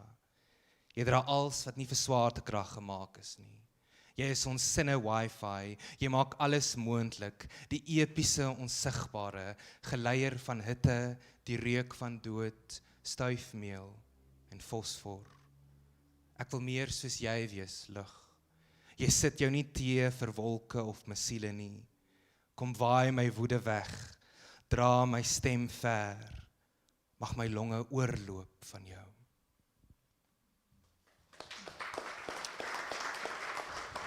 Goed, en die laaste een, die een se dood. Ek weet verseker, my lyf of die wêreld gaan my in die steek laat. My hart gaan verskrik of geduldig ophou tik, en ek gaan tuin word vir die fungi waaruit ek spruit. Die oorvloed in my selle gaan elders floreer. Blombekkies skree klaar honger teen die koppies, die klowe gaap om my in te sluk. Maar vereers is ek 'n soedoring op voete. Mors ek woorde soos klein geel blommetjies. Nou is ek 'n donkie vol shoppingbags gevreet, 'n skare hongerhande, 'n maalkolk, 'n donderbui, en op 'n dag is ek goddank verby. Is my mond nie meer 'n moddermembraan, 'n verkeersophoping van klinkers, kos en asem nie.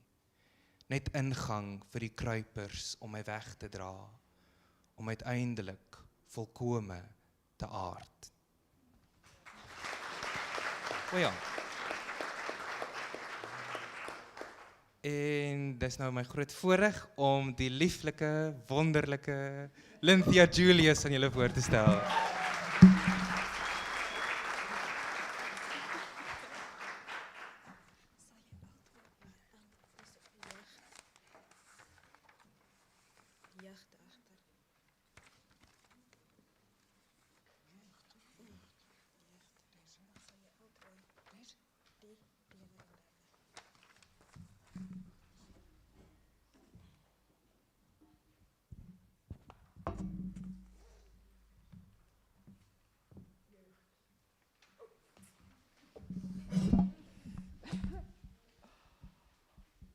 Jeugd.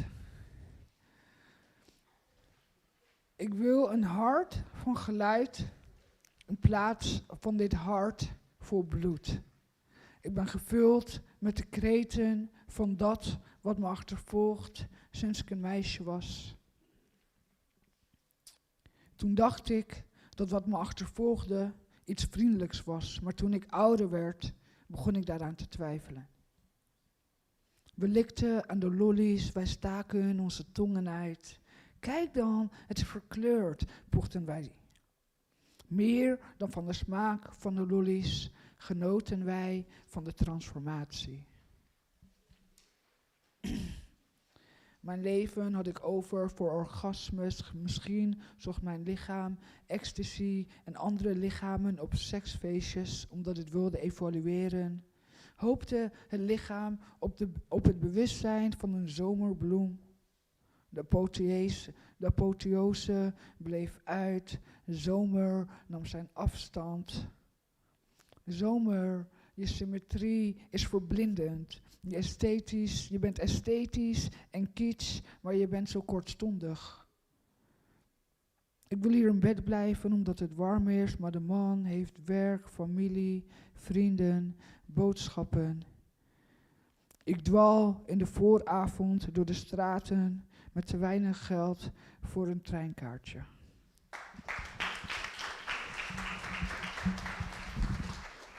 Goeiemôre almal. Ek gaan 3 gedigte uit die cruise lees en 2 nuus.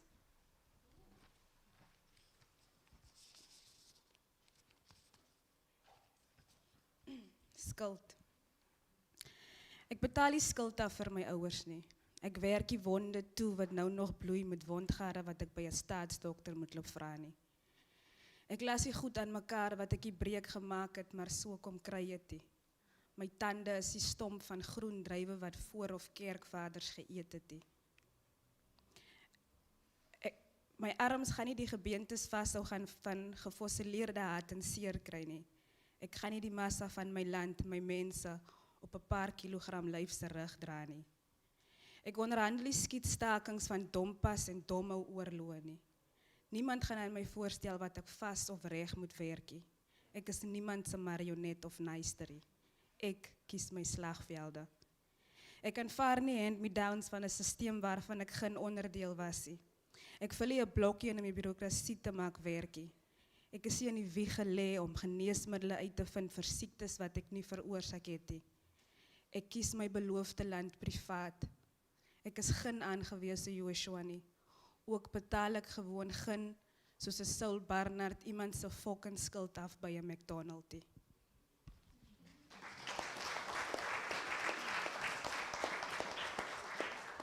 1993.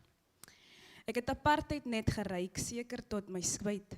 Miskien as ek kon voel wat Adam Small in sy 40 jaar in die woestyn gevoel het, sou ek beter verstaan het hoekom die studente so kwaad is. Hoekom hulle als nie net gently into that good night wil laat gaan en die dompasse van hulle ouers en voorouers soos rubbish by die agterdeur uit wil smyt nie. Sou ek om te lewe is onnatuurlik die jaar van my geboorte uitgereik, seker met meer drank en sigarette, en sekerder van die babbelaars soos die stereotype mos maar gaan in my 20's ontdek het. Sou ek kon sê, Daddy moenie aan my toe gaan om kos in my mond en neppies aan my gat te hou nie. Sou hy nie hoef te gehoor het hy's daar vir kos en 'n dak oor sy koppie. Het ek verstaan hoekom mami nie wou gehad ek moet in my eerste jaar met 'n swart man vry nie. Sou ek verstaan het hoekom sy ma nie 'n meid vir 'n skoondogter wou hê nie. En sou Suska nie verskrik per ongeluk moes hoor hoe 'n wit man sê, sy's die bruin kindjie met die baie talentie. My hare ken nie die potlood toetsie. In clubs in Bloemfontein hang geen slegs blankes meer, bordjies meer. Ek wou so ewe kies wie ek lief het met vrede in my hart, maar Juliana se pa het in pre-primair vir ons gesê ons is kleerlinge. Ek was 5, nou 25. Ek maak nog uit wat bruin of kleerling eintlik is. Ek is apartheid net laat ryk. God alleen weet en wie se spyt.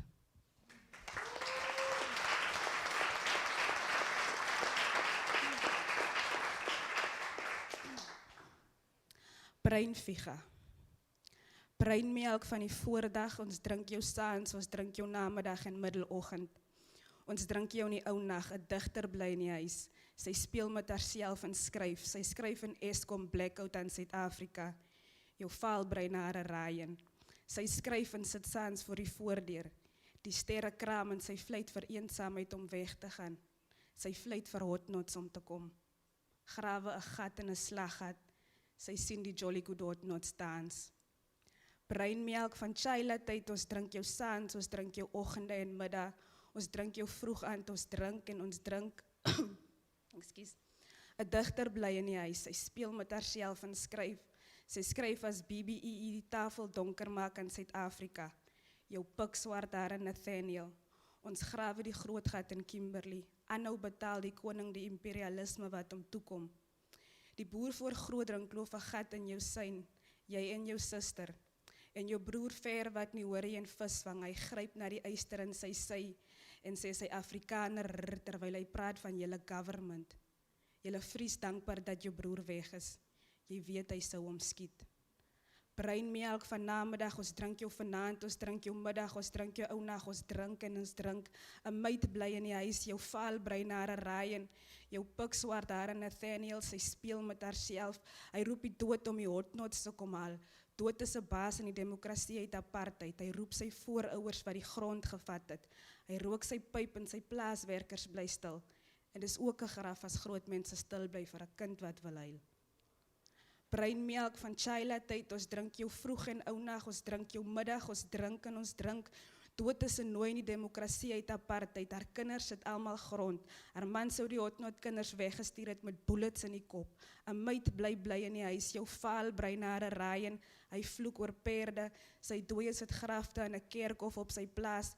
Hy speel met sy plaaswerkers se py en droom die NP is nog steeds aan bewind. Jou vaal brein hare in Tarkastad raaien, jou pikswart hare in Eldos Nathaniel.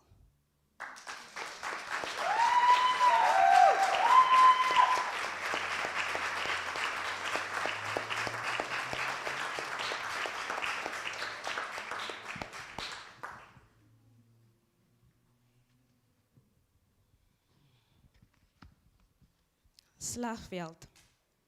Ons slagveld ontstorm sy liefde kanon, skoot op skoot, tot ek om asem snikkend kom. Gewond, wond lê ek nag deur die hart ontsteek, steek wat dinkerings laat etter, tril maak jy gesond nie.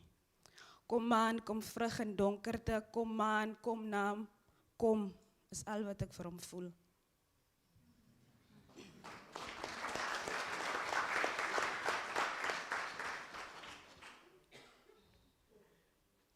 Ek sou nie die enetjie gelees het nie, maar Pieter het gevra oor hom. En so ek lees sommer. En toe ek vir my suster van die gedig vertel, toe sê sy, Lynthia, mami het die lewe nog. Die buiteltjie. Hy het 'n groot buiteltjie, ek suig hom en hy reis. Toe slyp hy en ek slyp hom, totdat ek sink en verdrink. Hy maak my 'n klippie op sy rots, skoot op skoot sonder mis. 'n Buitel moet 'n vrou in twee kan breek, as hy buitel genoeg is. Hy slat my met sy buiteltjie, hard en sterk genoeg. Daar klein dood ek toe stikkend, so skoon en sonder moeg. Toe onder sy 2 vingers bars ek hygend middeldeur, en in my voel ek sy aarde om my skeer. Die donker nag loop teen die bed se rand, en buitel skoter wortel toe. So moet 'n buitel 'n vrou betree, wat buitel kraai of hoe. Dan met nog 2 rondes val my bestaan in 3. Soebat nat, hy moenie stop. En op die dood gryp ek die voortleef, met bewende bene oop, met 'n bars van sy buitel af, wat deur my sterre loop.